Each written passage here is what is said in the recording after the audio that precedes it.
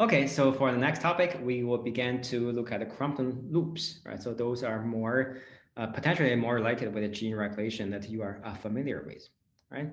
Again, so what we talk about, Compton loops is actually here. You can see when there are two part genome, they are contacting each other.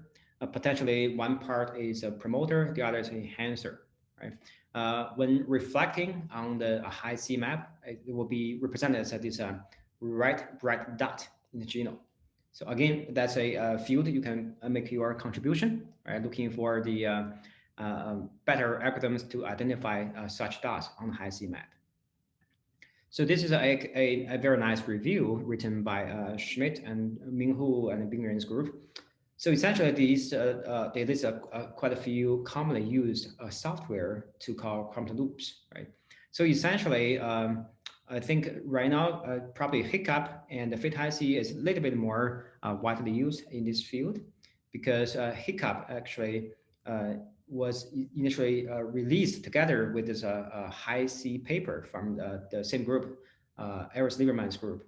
So either, I think all the software in that table, essentially, they just compute a global expected value, and then they will looking for the enrichment, and further they will also compare and looking for the strong local enrichment. More or less, their approach are like that. So last year, actually, there's another group publishes a good paper. Pikachu happened to be my group, right? So in that paper, we began to use a machine learning kind of approach. The idea is whatever you observe here, you are only looking for the patterns.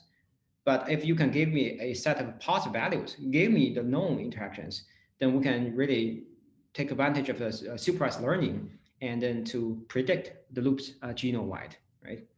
And in this case, we're able to use two different sets. They are from different technologies that I will introduce in about 10 minutes or so. The idea is you train with different input data sets, you can make predictions. So you can see this is actually in the GM12878 using different training data sets. We are able to catch some really nice looking quantum loops. And then once it will dissect what is enriched at the two loop anchors, you can see most of them, they are enriched between enhancers to promoters and enhancers, and sometimes promoters to promoters. So there has been some research recently began to show that one gene's promoter can potentially act as an enhancer for another gene through quantum looping. Again, that's a very interesting observations, and I believe more paper will come out on that direction. Okay, and then you can use some of your homework assessment. Again, you are looking for what kind of transcript factors or his modifications are enriched at loop anchors. So this is the paper we did in, this is the result from our paper. We collected all the quantum looping events and then we did the motif search. Not surprisingly, we see CTCF and then two unit of the cohesion complex, SMC3 and Red21. We see the enrichment of these three guys, which is quite reassuring. And we also began to see ZF143 and then YY1. Interesting, these two factors has been also been tested to be important for the formation of quantum loops. People have done CRISPR experiment to show the function for these two factors. And then you can see there are also enrichment for other factors, including potential TFs and his modifications. So if you are interested, I think there's a lot more for you to study. All right. And then people usually ask when you do high C analysis, what's the sequence depth you need? For Lieberman's cell 2014, they actually sequenced close to 5 billion reads, right? So usually you need to have billions of reads to reach a 5 KB resolution to call loops. So one of the contributions we made with this Pikachu software is actually because it's a supervised learning, and in the process, we're able to give you essentially the same set of prediction, only use 50% of reads. And then when you go to extreme, we only use 1.5% of reads, which are corresponding to about 30 million reads.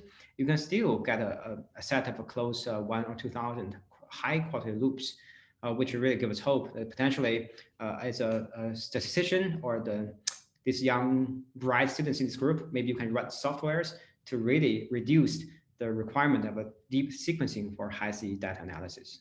All right. All right.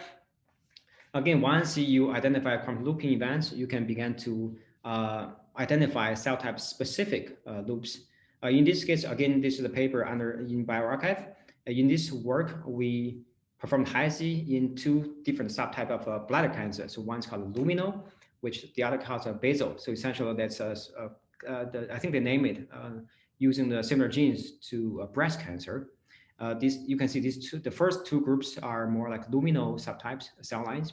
These two parts are more like a basal, right? So through high-C data analysis, you can see the enrichment of subtype-specific loops, right?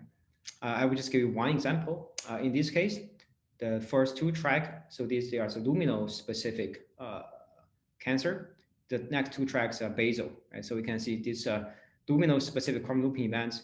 They really link the luminal-specific his modifications and potentially regulate FOXY1. I think I'm pretty sure Shirley is familiar with this gene as well, which is one of the luminal marker genes in multiple type of cancer, right?